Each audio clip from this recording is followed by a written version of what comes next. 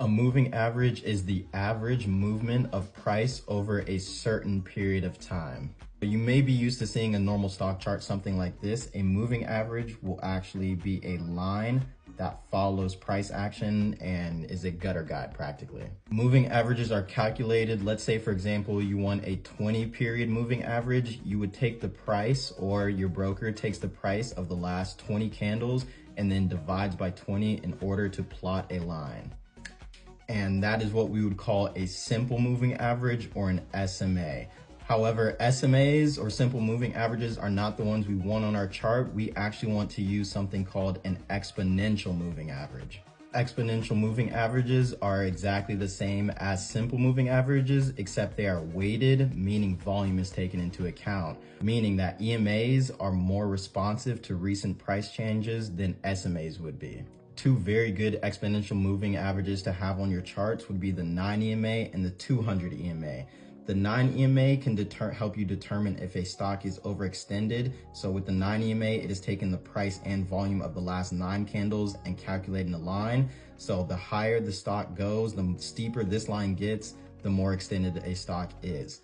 Now the 200 EMA can act as a support and resistance depending on if the stock is trading above or below it.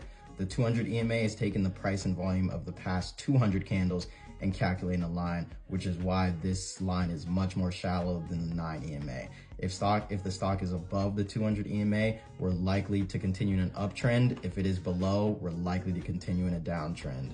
Our next indicator is VWAP. And now VWAP measures the average price of a security over an entire trading session, taking into account both price and volume, meaning it's a ratio of the cumulative share price to the cumulative volume traded.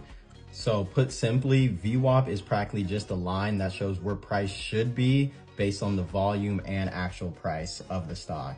Now, if a security remains below the VWAP line, then most likely it will continue to fall, and we can consider a VWAP a kind of gutter guide for price. So if it's below it, it will probably continue to fall. If it is above, it will most likely continue to rise. This blue dashed line is going to be our VWAP line here. And as you can see, price was chopping around here. Notice it did push up, but the VWAP line remained relatively horizontal. That is because we have low volume here. This VWAP line will not move until we get a move up or down, as well as with volume to back it. So as soon as we got the volume coming in, that's when the line started to step up, decreased volume, started to level out. And as the volume came back in,